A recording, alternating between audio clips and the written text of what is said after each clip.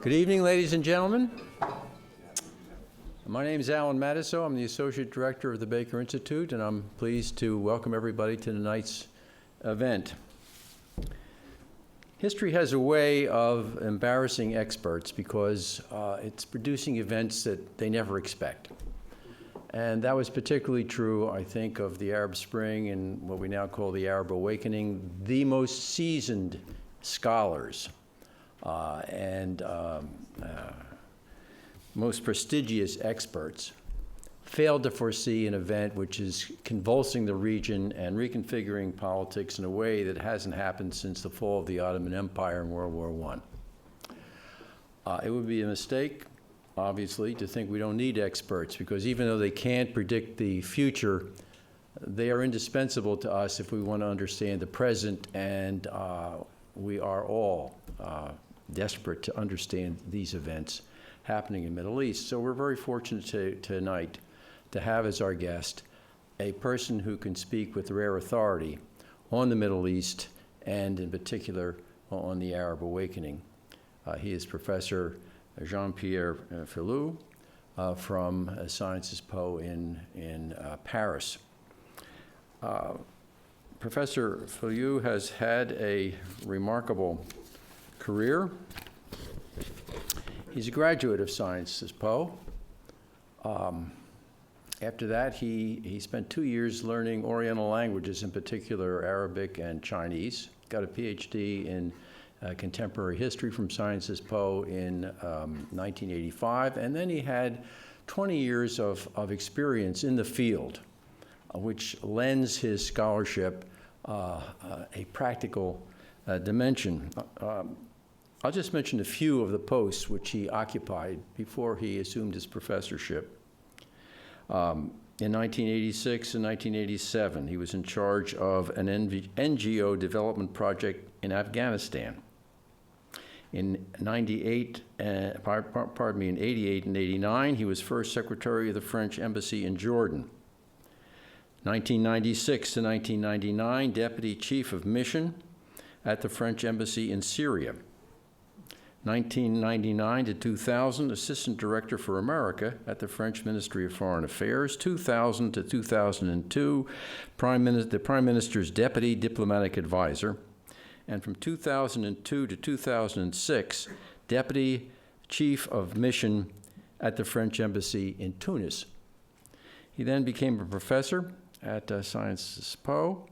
And since 2005, he has published 5 books. 3 of them you can read in French, if you can do that. Mitterrand in Palestine, 2005. The Boundaries of Jihad, 2006. The 9 Lies of Al-Qaeda, 2009. And then 2 works that have been translated into English. One, The Apocalypse in Islam, which was published in 2008 and won a very prestigious French prize. And the book that's the subject of his talk tonight, called The Arab Revolution, 10 Lessons from the Democratic Uprising. This is a brave book because he's writing about events in process that nobody knows how they're going to end. He makes modest claims for this book, but he believes that, and persuasively, that enough has happened so that we can already begin to try to understand these events. This book is very well regarded. It's been widely reviewed, and it is actually a fascinating appraisal of what has happened over the last 2 years. So, as I say, we're very fortunate to have Professor Filiu here with us to talk about his book today, and please welcome him to the podium.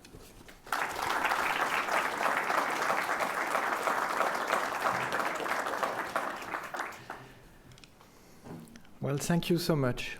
It's really quite an emotion. It's not only the sun that struck me this afternoon in downtown Houston. Obviously, I'm very struck, emotionally speaking. It's like a dream come true being here in the James Baker Institute and really being so grateful for all those who made it possible, and all of you who are now present. I will try to present very shortly my argument, because I think this is through the debate, which will be lively, energetic, challenging, that maybe I can answer more relevantly your own interrogations. We are only in the second year of what I'll call the Arab Revolution. Being an historian, I try to put it in a long-term perspective. In fact, you will see very soon in a 2-century-long perspective. And it is, of course, very challenging for all of us who have a vested or unvested interest in this part of the world. And it also challenging many concepts, many notions. And I say it very humbly, in this country where the Middle East was invented 110 years ago by Admiral Mahan in this now famous article to the British National Review, long time before oil. Before Admiral Mahan, nobody talked about Middle East. People talked about the East. People talk about Levante, le Levant. The idea of Middle East was, as you all know, the idea that through the sea routes, any power controlling the Middle East is the world power. I think this also has come to an end through the Arab Revolution, but I don't want to open too many roads at the same time, because what we are witnessing now is basically a grassroots process that is challenging an order that was connected to the international rentier system of the various regimes involved, which is probably one of the reasons of the extraordinary resilience and longevity of these various dictatorships. So we're talking about a 2-century-long history that is now coming to fruit, because I think this Arab Revolution, and I call it a revolution, and I put it at the singular, not because I think there will be revolutions everywhere, but because I think it's a movement that is coming from very deep down in the fabric from all those societies. And it's an Arab Renaissance. It's literally striving to revive a social body that has been paralyzed by the various autocrats, their predatory clique, and their unbridled security. The vanguard role played by the youth is just the ultimate reaction of defense by the most exposed generation against the sterilization of its aspirations, the privatization of its nation state, and the obliteration of its future. But these dynamics of defiance and empowerment will not stop with the toppling of the aging or not so aging, look at Syria, ruler.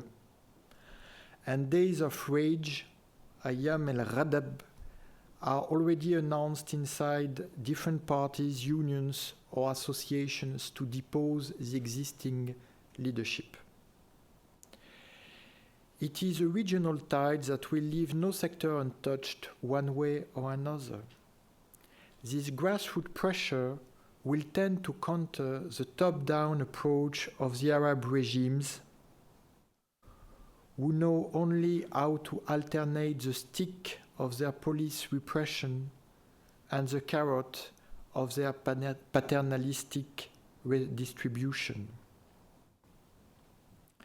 This leaderless resistance will sometimes be pushed back, other times there will be a prolonged standoff or even a dramatic breakthrough that will reverse the balance of forces. The Berlin Wall of the Arabs was the wall of fear. It has crumbled in Tunisia and was torn down in Egypt. Libya proved, Syria proves, day after day, how far a power-addicted dictator can go to punish his own people for daring to resist. But the fear of the ominous palace is gone. You know, very often in the Arab world, you couldn't even say the name of the dictator. You say Al-Qasr, the palace, or you say like that, because you couldn't even speak, even among familiars. Now it's over. And it may be melodramatic, but I believe it. Now the people today who fear in Syria are the people who are shooting, not the people who go down in the street sometime to lose their lives. Instead, another fear is lingering, the dizziness when facing the sudden uncertainty of the post-autocrat future, or the deeply rooted anguish in countries who suffered civil wars in the recent past and or are divided along sectarian lines. The post-revolutionary vertigo can reverberate in a positive or negative way in the neighboring countries, while any radical protest will be hindered by the minority syndrome. And the strange thing is that everybody is a minority. Each group, in a them or hers logic of civil strife, perceiving itself as a minority under attack, and of course as a persecuted victim, even when it is in fact either a majority with a substantial power or a minority with a substantial arsenal of laws and weapons. So it is futile and not very decent to indulge into short-term prophecy and wonder aloud about domino effect and who's next. The central bloc comprising Tunisia, Libya, and Egypt has entered the revolutionary phase, which means that the entire Arab region will be affected from the Atlantic Ocean to the Persian Gulf. But the comparison with 1989 Eastern Europe is largely pointless because, in the absence of centralized Arab system, there will be no contagion. What a hateful word, by the way, nor mechanical chain reaction. Because at the same time, you have two dialectical processes at the same time, one of a regional dynamics impacting national movements who basically develop themselves in the framework of the post-colonial boundaries. And you have social, political, revolutionary process who describe and live themselves as a liberation struggle against a power that is perceived, attacked, and fought as alien. Bashar al-Assad can be Syrian nationally. He cannot be more non-Syrian to the Syrian people as he is today. The same way with Gaddafi, the same way with the others. They are fought as aliens not because they are the agents or I don't know what kind of CIA, French, blah, blah, blah plot, but because they betrayed the nation, raped the nation, humiliated the people, and stole the national resources, and now those people are coming back to get back their rights, their property, and what belonged to them. But this nationalist rationale doesn't prevent this Arab revolution to aspire at developing as a full-fledged Arab Renaissance. The 19th century Arab Renaissance, or Nahda, was triggered, by the French. This is Arab historians, Albert Hourani and the others say that, not me. Yeah? By the French invasion of Egypt in 1798, and stemmed from the ambivalent nature of this foreign aggression that destabilized the Ottoman rule, but also fostered cultural innovation. The good news about the French in Egypt is that they left after 2 years, so we are still popular over there. The satellite channels of that time were the dozens of newspapers launched through the dissemination of the printing press, with the subsequent upgrading and relative democratization of standard Arabic. The Facebook kids of that century were the young graduates who formed a cosmopolitan elite, often at odds with its religious hierarchy, whether Muslim or Christian, with a strong feedback from the diaspora settled in Europe or the Americas. And the revolutionary message of that time, 19th century, was already twofold: parliamentary reformism on one side, Arab-led pan-Islamism on the other, the two tendencies converging during the First World War into various shades of Arab nationalism that sided up eventually with the colonial empires against the post-Ottoman Turks.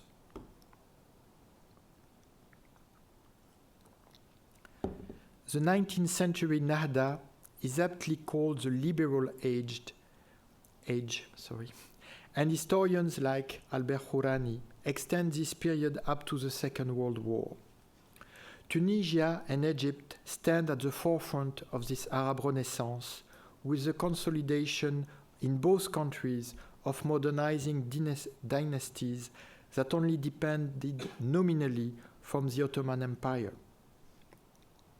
Ahmad Bey, who ruled Tunisia from 1837 to 1855, is famous for having abolished slavery in 1846, 2 years before France. I let you count for the USA. But he also transformed what was perceived by the local population as arbitrary raids for taxation by alien mercenaries into a more legitimate process of contribution and retribution. And the very places where he stabilized those taxation campaigns are the places where the revolution started in Tunisia in 2010, in the winter 2010-2011, in the eastern and central and eastern and southern part of Tunisia. And his successor and cousin, Mohammed Bey, instituted an unprecedented covenant of social peace, Ahd el-Aman, that emphasized public interest, maslaha, equality towards law, and freedom of religion. But the most ambitious reforms occurred during the following reign of Sadiq Bey, up to 1882, when the French arrived. As early as 1860, he launched the official printing press and an Arabic newspaper. He introduced in 1861 the first constitution in Arab history, the state law, Qanun al-Dawla, that enshrined a political power distinct from religion. Islam was barely mentioned, only to stress that the text was not contradicting its principle. At the same time, in Egypt, the various successors of Muhammad Ali, the Khedive, were establishing an independent power with its own economic base through, again, tax reform and land reform. Then came the French and the Brits. 81 in Tunisia, 1881 in Tunisia, 1882 in Egypt, and that was the end of this modernizing experiment in both countries of Tunisia and Egypt that were already at the forefront of this Nahda. But despite that, in Tunisia as well and in Egypt, the nationalist movement, the Nahda dynamics went on. And in 1914, United Kingdom made its protectorate over Egypt official, substituting the Khedive for an even more lenient sultan. In 1919, the arrest and deportation of the delegation Waft, who planned to plea for Egyptian independence at the Paris Peace Conference, led to a countrywide uprising with mass demonstrations and organized civil disobedience. By many standards, the 1919 revolution echoes in the 2011 Intifada and revolution. The urban elite managed to energize working-class protest. The city riots soon spread to the rural areas, and the Muslim-Christian national unity was repeatedly stressed in front of the British divisive tactics. The continuity between past and present struggles was even more striking with the Libyan insurgency. I know very little about Libya. I visited and I met Gaddafi, Saif al-Islam, but when I saw the flag all over the screens on February 17, 2011, the flag of the independence, not the flag of the monarchy, but the flag of 1951, with Gaddafi identified as the alien power, as the fascist of the 30s and the 40s, as the people who killed Omar el-Mukhtar and the heroes of the liberation struggle in Syrianica, then at that time I believed that the movement was going to fight until the end and the toppling of Gaddafi. By reclaiming and incorporating the historical Nahda into its own renaissance, the Arab Revolution rejuvenates a nationalist narrative that is beefed up through its own very dynamics. The regimes whose overthrow is called for are portrayed as alien to their own nation and people, as legitimate targets in a genuine fight for self-determination. And you see that this new generation, those youngsters who are everywhere on the front line of the revolutionary process, are also breaking the mold of the paternalistic leader. I could go through all the various dimensions of that, but it boils down to this whole idea of youth bulge, that now the main segment of the population is the 15 to 24-year-old, and contrary to what was written some years ago, this doesn't mean mechanically that one can become a jihadi. On the contrary, because it means that the family model is now totally different to the demographic transition. It's basically a family of 2 to 3 children with a very strong investment on education, a very different relation to authority, especially patriarchal authority, while at the level of power, it's not the same model that is reproduced, it's even worse, because we have been from Hafez al-Assad to Bashar al-Assad. And if it was not for the revolution, we would have gone from Hosni Mubarak to Gabal Mubarak, from Muammar Gaddafi to Saif al-Islam, and so on and so forth. The process that is described in Arabic as Jamlaka or Jumlukiya, which is hereditary republics, and those young rulers were in fact far more rapacious and ruthless than the previous generation, that was usually a generation of cold-blooded autocrats, but who had no interest into Ferrari and Rolex and ski trips in Megève, which is exactly what happened with this new generation and their partners in crime, not partners in anything else. You know, the Makhlouf, the Trabelsi, and all those gangs that thanks to their proximity to power, literally, you know, racketeered the country. So the revolutionary moment happened not because of historical prophecy, but because of a feeling that of frustration between this generation that had expectations that were much bigger than the generation of their parents, because they were less in the families, they wanted more for life, la la la. And on the other side, from the power point of view, they were leaving less and less space to this generation because they were eating more and more, literally, of the national resources. And Tunisia, for example,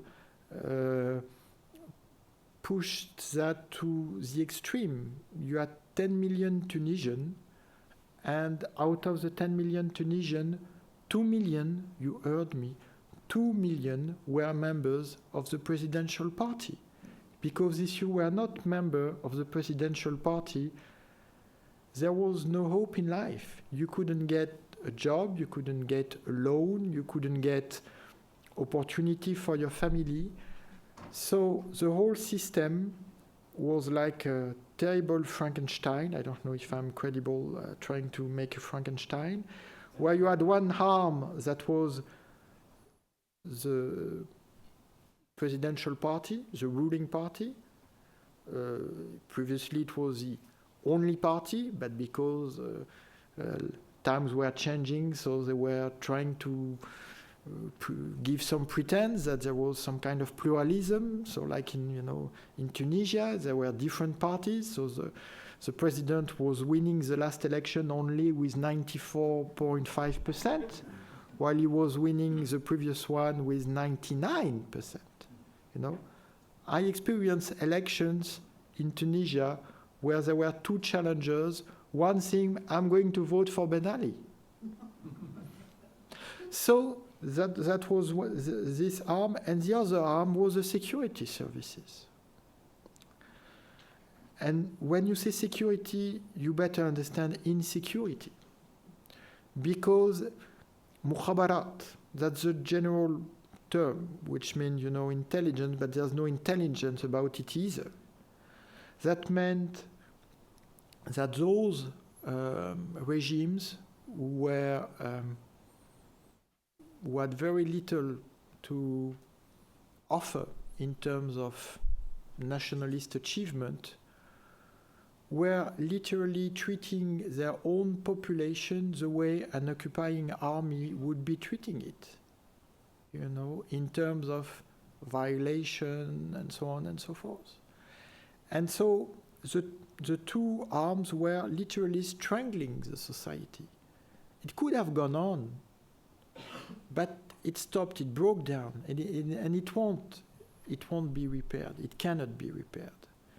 And why Tunisia? For many reasons, but I see one that is very important.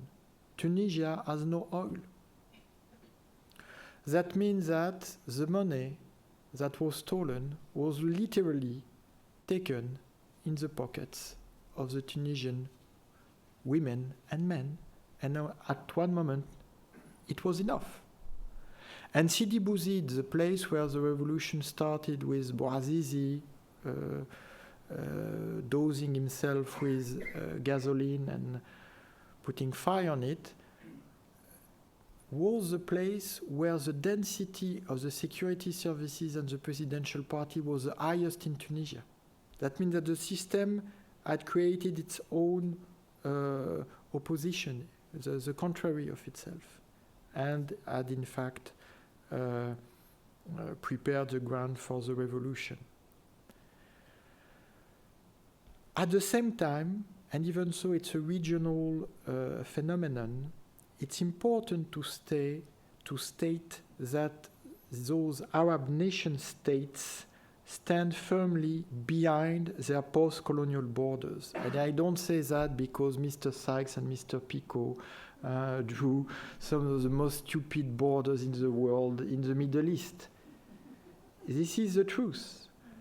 The revolution is at the same. There is a competition, a rivalry between the revolution, positive or negative.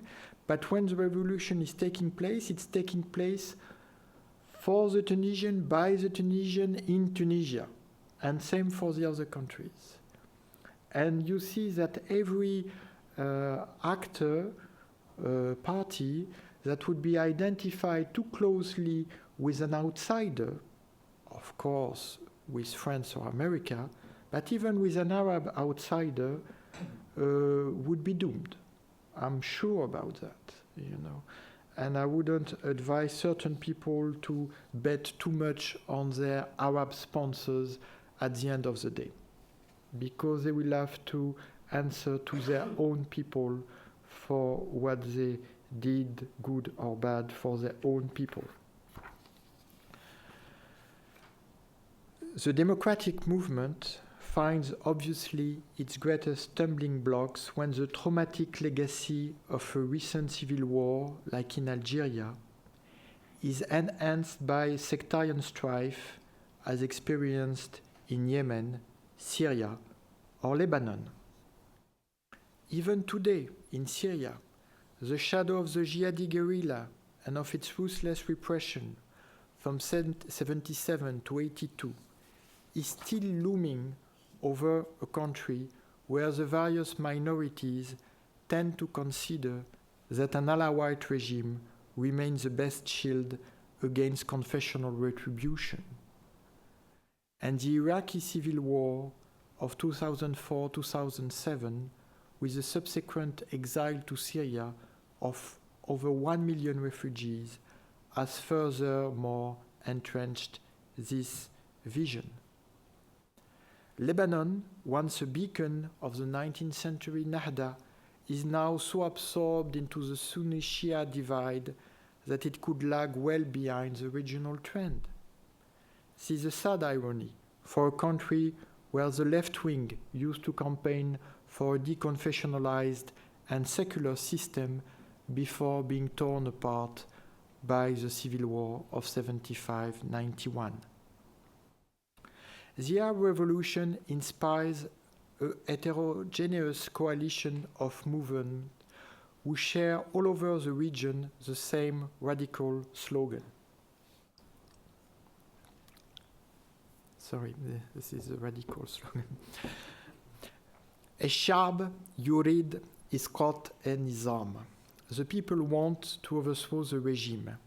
In Jordan, this slogan has been substituted by the more compromising الشعب يريد إصلاح النظام. The people want to reform the regime. While the protesters in Morocco avoid any direct critique of the monarch and they say الشعب يريد إسقاط الفساد. They want to overthrow the corruption. Just name it. Despite those huge differences from one country to another, the general trend is revolutionary in the sense that the nizam to topple is a regime as well as a system. The protest dynamics in Tunisia and Egypt have already led to the transitional constitution. And we saw in both countries how former officials and even President Mubarak are being tried. The Arab Revolution is at the same time democratic, popular, and inclusive. The various movements favor peaceful process as long as they can, like in Egypt and Tunisia, but they have been compelled to violence in Libya by the unleashing of the ruthless repression by Gaddafi's regime. And the issue now is obviously the key of the future of Syria, where they know that Bashar al-Assad wants the civil war. And at the same time, they see also that the peaceful strategy has not reached victory. And so we are now in this defining moment when a very difficult assessment has to be made between the pros and cons of any kind of escalation. Because the issue is not the issue of putting one column of how many guns and tanks and I don't know what you have on one side and the other. The issue is by the very unleashing of the violence, you reinforce a regime who knows only how to kill. Which is why the Syrian revolution was so adamantly sticking to its non-violent strategy and is still hoping it could work, despite the contrary we see every day. And despite also the targeting of the mainly non-violent activists by the Syrian police that systematically kills them, tortures them, and jails them, Rias Matar and many others. But the whole idea of peace, as long as the option is open, is a strategic choice to confront the violence of the ruling regime, its army, militias, and thugs. A new balance of power is created through resilience to the armed provocations. One of the main rallying cries in all the demonstration in Egypt was Selmiya, to stay steadfast, it's peaceful, to stay steadfast in the middle of the clashes. This echoes again the Egyptian revolution of 1919 against British colonialism, and this exaltation of civil disobedience could have far-reaching implications in a region marred by armed conflicts and tensions. Despite hundreds of martyrs, the uprising in Tunisia and Egypt has not generated a cycle of revenge and retaliation. This is an indication of an advanced maturity that is in turn critical to the preservation of the democratic, popular, and inclusive dimensions of this militant renaissance. Far beyond Tunisia and Egypt, those movements are democratic in their refusal to stand behind an alternative leader that would just replace the ruling one. They want a transparent and accountable government, the abolition of martial law, the end of police brutality, and the punishment for corruption. The various shades of the Arab uprising are popular, and they have proved so far, and depending on the situation, to be more or less disciplined. Those protest movements are inclusive because they know the autocrats have always played on the antagonism between Islamist and secular, or manipulated the sectarian divide. The capacity of the democratic intifada to sustain and to substantiate this inclusiveness is without any doubt the key to its future and its success. This Arab revolution is a democratic renaissance. It will suffer backlashes, betrayals, defeats, and vicious repression. Once the initial enthusiasm fades away, this uprising and its actors will be slandered, vilified, and caricatured.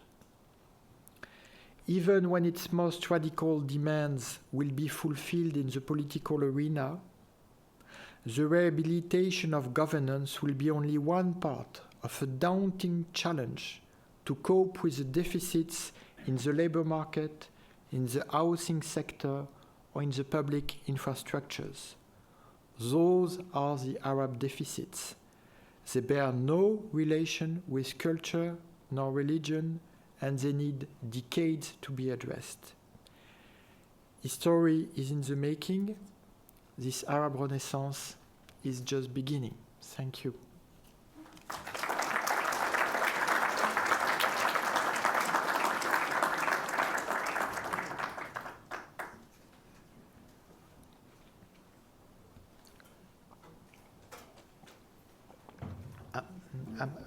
Am I the one? Okay, sorry. So if this revolution is now spreading, what I do agree with you is a delayed response since 1919 through artificial means. I mean, you're right, this should have happened in 1919. The self-determination after the fall of the Ottoman Empire was held artificially by the French, all due respect, and the British. I was not born yet. Yeah, exactly. So how soon or when do you think this will spread to the Gulf countries that so far been able to resist it through money and other coercive means? Again, I'm a historian, Sure. So I have no crystal ball. What I know is that if oil was today $20 instead of 100, I don't know, a lot of other rulers would have had to step down already. Syria is the key. Syria is obviously the door between what we still believe to know and the unknown. It's really it will have far more reaching proportions than even the Egyptian revolution that already had strong consequences, because the Egyptian revolution is still a work in progress. While when the Syrian revolution will win, and they will win, the whole thing it will be a totally new Middle East. So, the sacrifice of the Syrian people, basically, which means a lot, and we should think about it right now. About the Gulf, you have various dimensions. I'm very bad at economics, so I won't try even to deal that. But if you take my hypothesis of the nationalist rationale, then Saudi Arabia stands in quite a favorable position. This is the only Arab country that was never colonized. The dynasty cannot be more. You cannot be more Saudi than the Saud, for obvious reasons. And I don't see any alternative nationalism to oppose to the Saudism. So, but and I believe, as a historian, I believe in people, territory, space, and you have all those factors very strong in Saudi Arabia. So we'll see. We saw even Saudi Arabia playing in the trend of transition in Yemen, and on contrary, in the trend of reaction and counter-revolution in Bahrain. But again, there were many historians who said that. I'm only a very small newcomer in this long line, that very often even the actors who hold the keys of history in their hands, they play by the rules of the previous phase. And I think it's a totally new phase, with a lot of people still playing by the previous rules, including in that case the Sunni-Shia divide, which was certainly crucial. And I don't say it has no substance; it has a substance. But I think one of the issues of this revolution in the Middle East is also to supersede the sectarian divide, which means a lot for the Gulf, for obvious reasons. Would you comment on Jordan and how Jordan, being surrounded by all of this, is going to come out Hashemite kingdom? Mm-hmm. Well, I was a junior diplomat in Jordan at the end of the 80s, when you had in fact the first Arab Spring that was, at that time a consequence of the crisis of the Soviet Union that reverberated all over the Arab world because of the crisis of the authoritarian model that it was not that the regime had to be pro-US or pro-Soviet. They were all built according to the Soviet model, with a political police and security services and all that. And then they were voting one way or another at the UN. But the structure of power was pretty similar. And so in Jordan, until today, and contrary to what you read here or there, the revolutionary potential is not Palestinian, is not Islamist, it is the East Bank tribes, basically. By the way, I love them. I love the Bedouins. I love spending all the time I can with them. They are wonderful people, real people from the desert, and they believe very strongly the country belongs to them. They have this, relation to the land, and that this dynasty just arrived yesterday, 1920s, yesterday. If you talk to the Huwaitad, the Bani Hassan, Bani Sakhar, they can trace their ancestor 1,000 years, 2,000 years, to Petra. So they love this dynasty, but it has to be respectful of the people of the land. And so the main issue in Jordan is not the Palestinian issue, is not how to deal with the Muslim brothers, is how to address the fact that for the Bedouins, a king is not only a king is a good man. He's a good man who is generous, and not only with his family. So I was in Jordan in '89 when you had the riots that spread from the south from Mahan, Darfile, Kerak, Salt, and they stopped at the gates of Amman and Zarqa because the Palestinians didn't want any trouble in Jordan. But they were strong enough to impose the reforms on the regime and the first elections, and the Muslim Brothers won the election, and they lost the next election because they didn't fare well in government. So all this is well known. So the tribes, to put it simply, it's more complicated than that, because they don't want they don't want troubles or riots. They would love it to be peaceful. But to be peaceful in the long term, they have to have a give and take. They must have some give. And the key in Jordan, like everywhere, is not about monarchy. In fact, the principle, and this is the French talking in America, I have to admit that in this part of the world, because of the dynastical legitimacy, monarchy behave better than republics, especially when republics are hereditary republics with no legitimacy to justify the dynasty. But even with that, there must be some kind of connection with the people. And, the big motto now in Jordan is look at Morocco. And in Morocco, you had a king who happens to be commander of the believers and so on and so forth, who has a very strong legitimacy, but who, after the first protest, went to the TV and said, I am a king citizen speaking to my people who will have a new constitution and you will write it. I will be the one to sign it, just in case.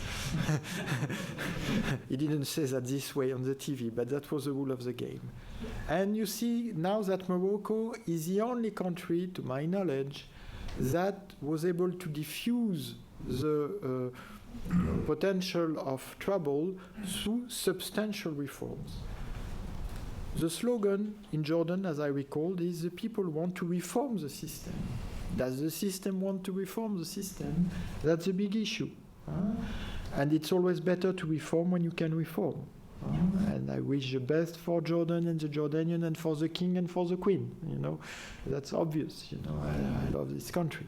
But one cannot always buy time and play on time and say problem will disappear. It's a different world.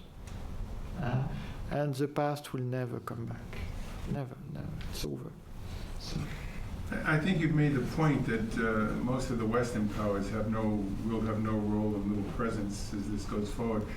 But I wonder about whether it will remain an Arab game from the start to the finish. There are other countries powerful that may play a religious card. Turkey is one that commentators have written about Turkey's potential for trying to, if not reestablish the borders of the Ottoman Empire, at least the political and religious power of the Ottoman Empire. Iran is another one. Do you think that they will be held out of all of this, or is there a chance that they may play a role? Oh, probably. I didn't say that we, as outsiders, have no role at all. We have certainly a lot to play. But what I was saying in Ambassador Djeredjian's course just before, I happen to be a Wilsonian with realpolitik tendency. I don't think they are that contradictory. I believe we can support the right of the Arab people to self-determination because it is in our interest, because as long as those regimes are in place, this means instability. Today, the main factor of instability in the Middle East is Bashar al-Assad. But it is sure that a direct campaign would probably create more bad than good, and would play in his nationalist hands. But that doesn't mean that we can stay neutral, and fortunately we didn't stay neutral when the Libyan revolution was ready to be slaughtered in Benghazi on March 19, 2011. But what I want is that we don't have the key. This, I think, is now quite well understood everywhere, no matter how deep is a narcissist wound. But I don't think Turkey or Iran are religious actors. They are basically historical and strategic partners. They are neighbors. I would certainly bet on Turkey because it has all the different, and Turkey is using very aptly all the various shades of power, from soft power to undercover power. But this has very little to do with religion. The main now trump card for Turkey in the Arab world is the telenovelas, who happen to be Turkish now and who are very popular. So everybody wants to be a Turk because they have nice car, nice home, nice women, by the way. So this is the way it works, The whole idea about the Turkish model, I don't know one Arab Islamist who has read Erdogan literature. They don't know a thing about it. And when Erdogan is speaking, he has very mixed welcomes. He goes to Tunisia, he's like a rock and roll star, with standing ovations.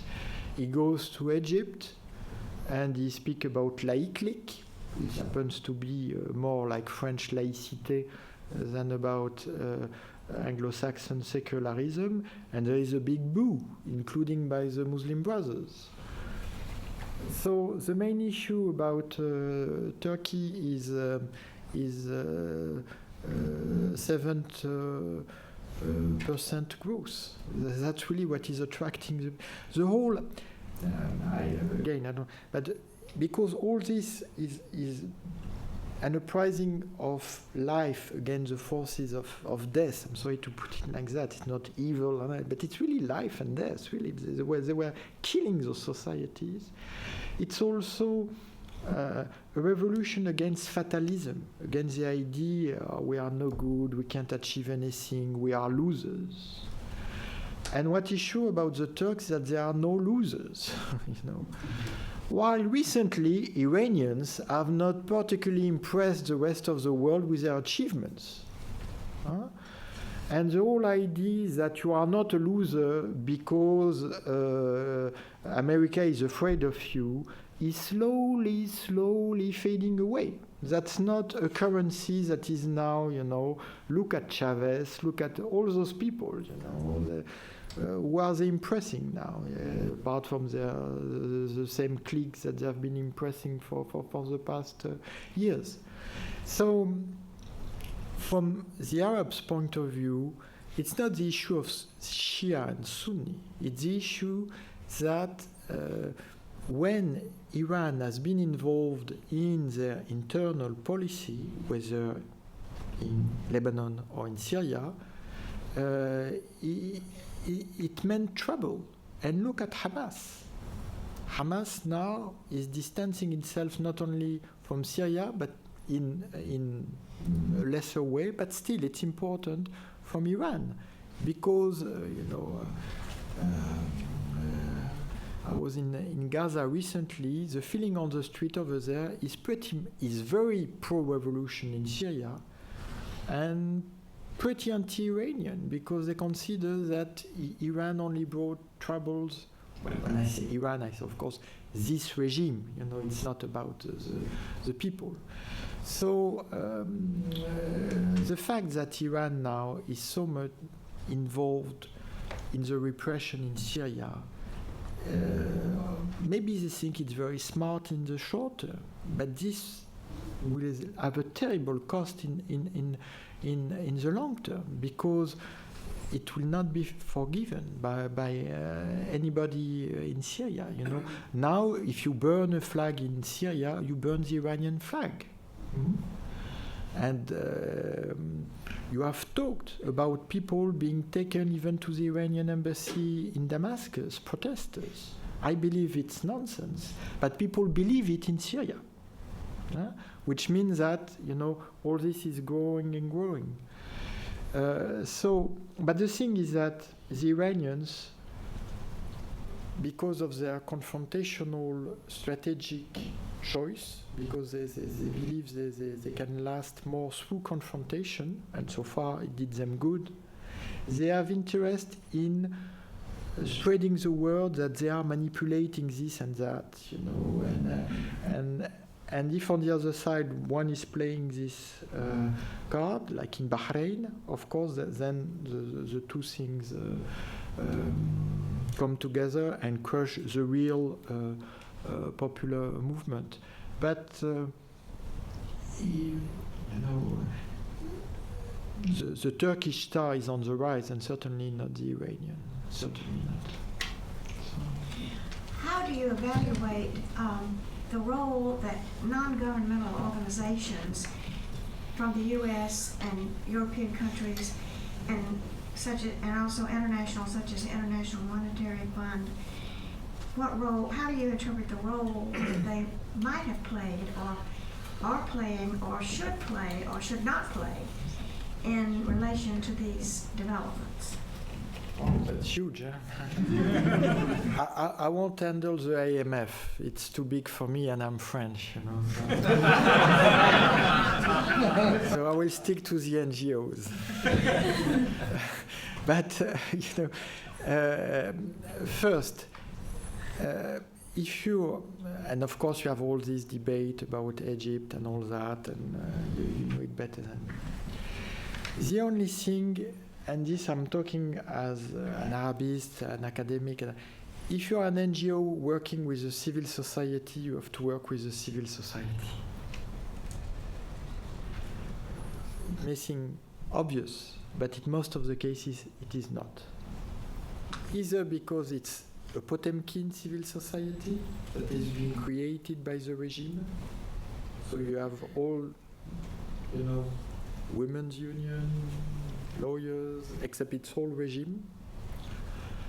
Or, if suddenly falling from one extreme to another, I can bet the Islamists can provide you a very nice wrapped up civil society for, you know, an NGO that has only 48 hours to spend in a country. So that means, you know, being patient, trying and see as many people and others, and really working with the civil society. And then the sky is the limit. Everything is possible because they need, they are in demand for many things. But let us all remember that they achieved a lot, and maybe we could learn a little bit from them too.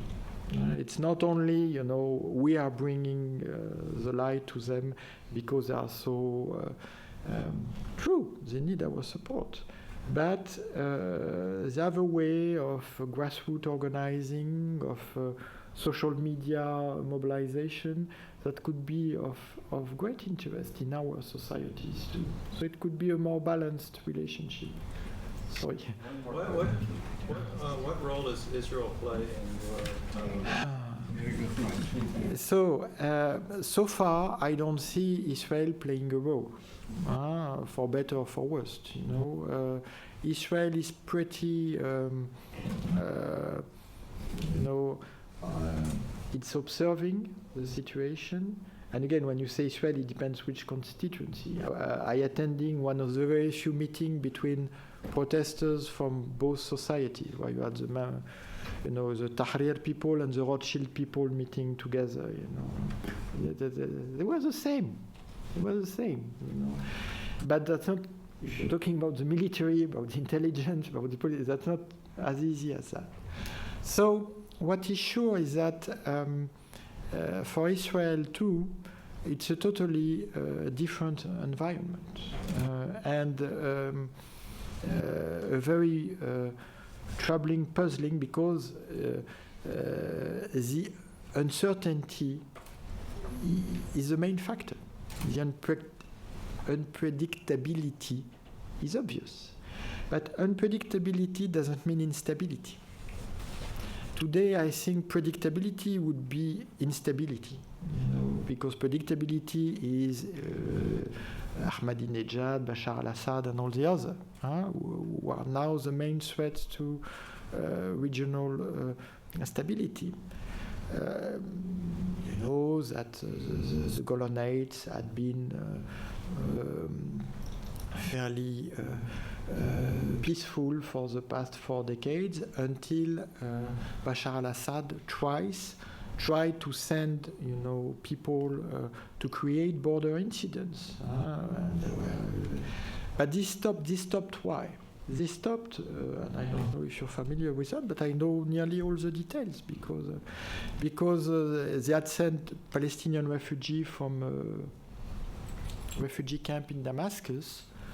So the family of somebody who had gotten killed in the Golanites went to the famous security police in broad daylight, and they killed them. They say, listen, we are still here, refugee, and now you're sending us on the Golan because you want to save your regime. You know? Ever since that time, as you may have noticed, the Palestinian camps are totally, you know, it's like a bubble in Syria, because the Syrian regime doesn't want to push them one way or another. They are too afraid of what could happen. So there is a big issue about Camp David. I don't think there is to worry about it. Again, I'm French, I'm here, tomorrow I'm in Paris. It's easy to say. When you live in Tel Aviv or in Sderot, you can have a different vision.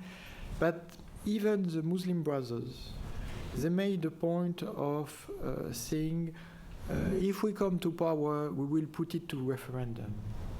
Believe me, when they come to power, they will have such a situation to handle in Egypt that the idea of putting the Camp David treaty to referendum will appear totally out of touch with reality, and basically the Egyptian people will ask for their daily life to be improved. So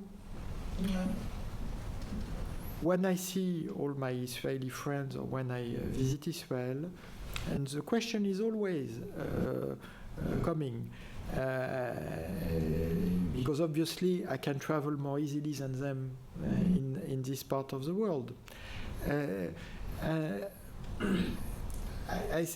I just say, and I don't say more, and maybe that will be my answer, that it would be very detrimental to Israel to appear as the power of the status quo in the region, while the whole thing is inevitably going to change. But of course that means, of course, cold blood, and trying to get the signals when the signals are being broadcast, and they are not as negative as it happens. Things are very, I think, reasons of hope. But again, one more? No, because you have many. Okay. Thank you. That was excellent.